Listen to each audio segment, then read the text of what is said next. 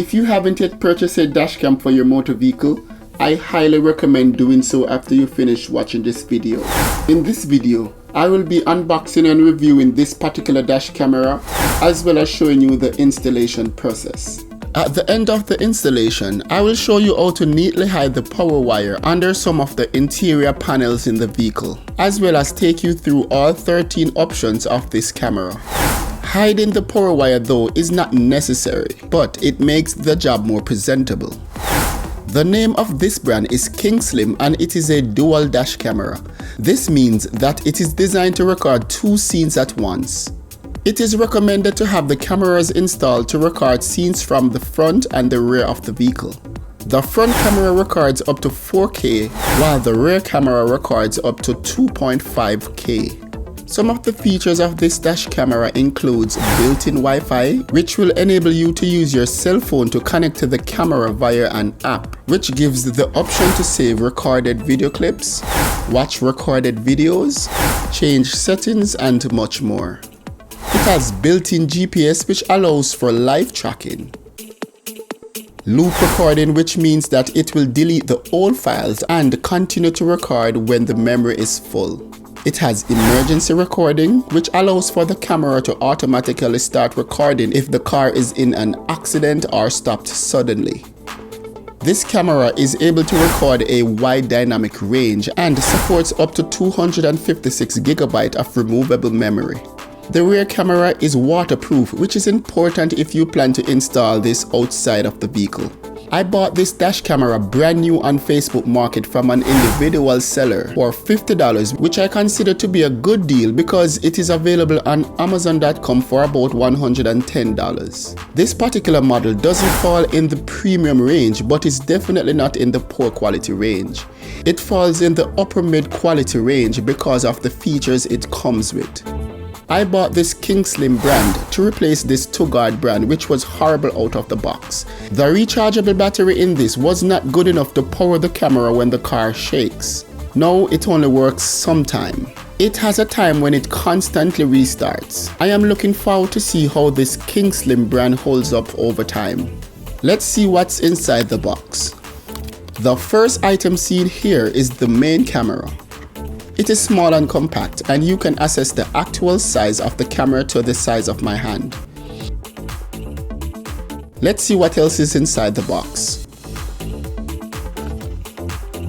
It comes with a 2-year warranty, 2 GPS static stickers. It's good they provided 2 GPS stickers, an installation and user manual in one,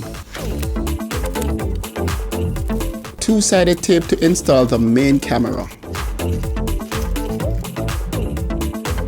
These are some clips to secure the power and rear camera wires. This is the GPS bracket. The main camera and the power source will be connected to this. I will now connect the camera. This is a strong connection. This will never fall off.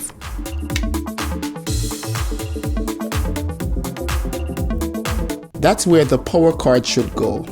The rear camera is plugged in at the top here. Here you can find a USB port, memory card slot, and a reset button.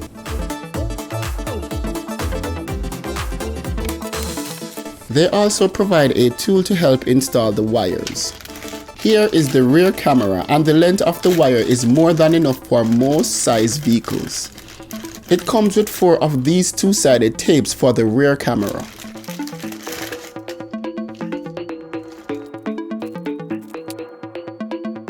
This red wire should be connected to the positive leg of the reverse wire. This is optional if you already have a factory camera installed on your vehicle. I won't be connecting this, but I will show you how to do the connection. Connecting this wire will automatically switch the camera view to the rear camera when the car is placed in reverse, and it will provide a reversing guide. The last item here is the power supply. I highly recommend use this and no other. That's all in the box. Let's head outside to start the installation.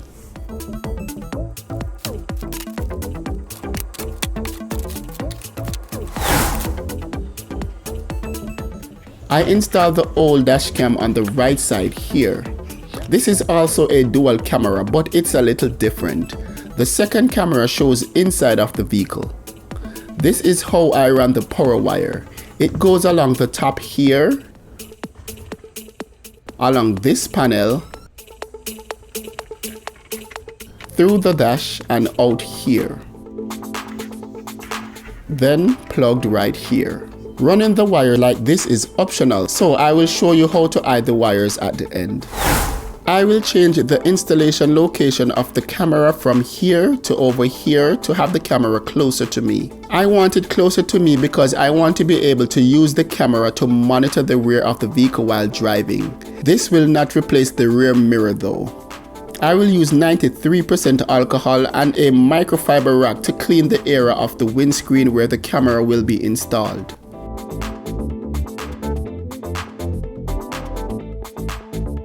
Now it's time to install the GPS static sticker. Assess where exactly you want the camera to be installed using the GPS sticker as a guide. Take off the film of the static sticker. Apply the sticker to the cleaned windscreen and make sure there is no air bubble inside.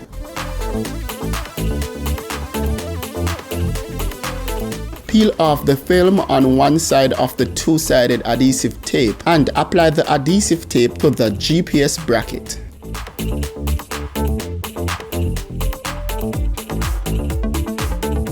Peel off the other film on the adhesive tape. Press the dash camera to secure it on the static sticker. If you want to remove the dash camera in the future, please take off the static sticker. Also, the GPS will work without the static sticker. Adjust the viewing angle of the camera to take the hood out of the view. I will remove the old power cable, but before I do so, I will use it to test the new camera.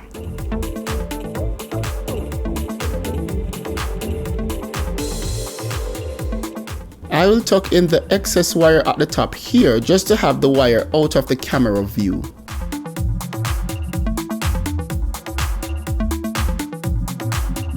Let's now insert a memory card which can be up to 256 GB. It's recommended to turn off the camera before inserting the memory card.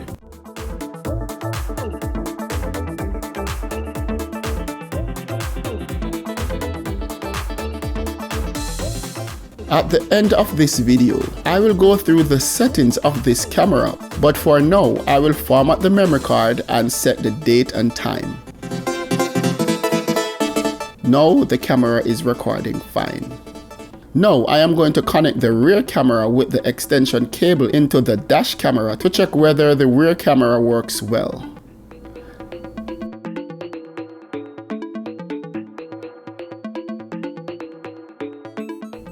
I can see that it is working perfectly, so I can now install it to the rear of the car.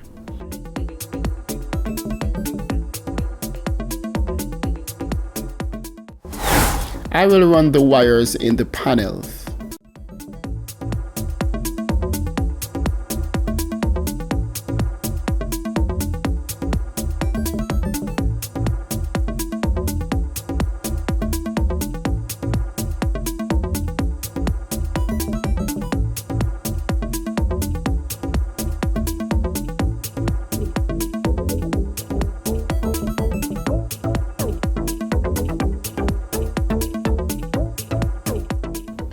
I will place the excess wires in the panels right here. If you do not have a backup camera on your vehicle, it is recommended to install this rear camera on the outside of the vehicle. This red trigger wire should be connected to any one of the positive lead of the vehicle's reversing bulb. Connecting to the positive lead of the reversing bulb will be different for different vehicles. For this Toyota Highlander, the wires can be placed along here and connect to the reverse bulb here. The entire liftgate cover here would need to be removed to connect the wires to the reverse light here. I won't be doing all that work because I already have a reverse camera on this vehicle.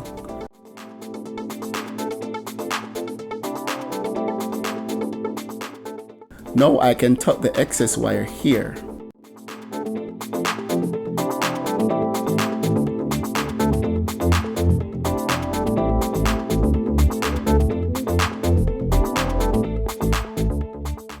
I will tape the end of this unused trigger wire to avoid any possible interference. Again, the rear camera can be installed on the inside of the rear windshield or the outside above the license plate. Installing the camera inside is easier than installing outside, but installing outside will give a crisper or clearer view.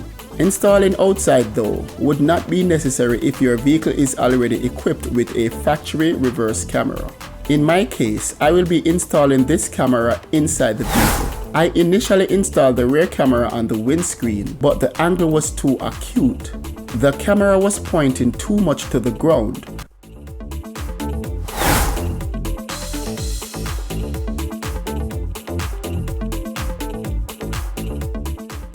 I will place one of the two-sided tape to the camera here. But this two-sided tape does not stick well to plastic. So I will use duct tape first, then clean with alcohol, then place the camera on the duct tape.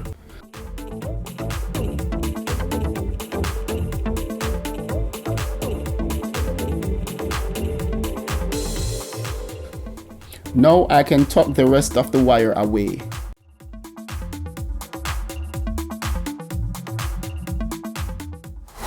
That is pretty much it for the installation process. The camera is fully installed and working. Now I am going to show you how to add the power wire, which is optional. Then I will take you through all the settings of the camera. I will run the power wire along the top of the windscreen here, down this side panel, through the side here, across the steering and out right here. So now I am tucking in the wires at the top here.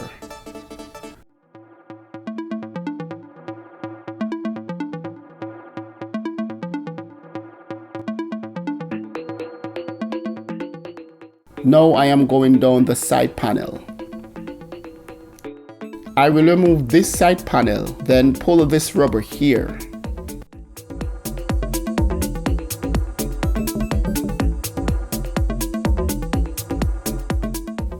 Then pull this entire panel to release the clips at the top. There are few screws at the bottom to completely remove this, but it is not necessary. I will now pull this panel that covers the meter, which is held by few clips. Some vehicles might have screw here instead of the clips. Now I can run the wire across.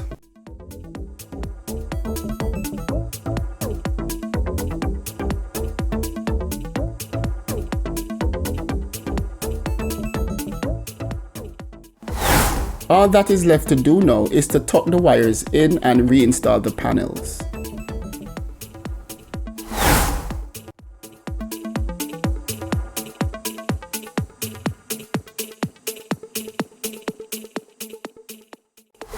So the camera is installed and the wires are all hidden. Let's now go through the settings of this camera. There are 13 settings to quickly go through. Let's go. Setting number 1 is the resolution. You can choose the front camera resolution. The options are 4K and 2K. The default setting though is 4K. The rear camera resolution is 1080p. The second setting is video encode. The option 265 can minimize the footage size, meaning you can store more video files in the micro SD card.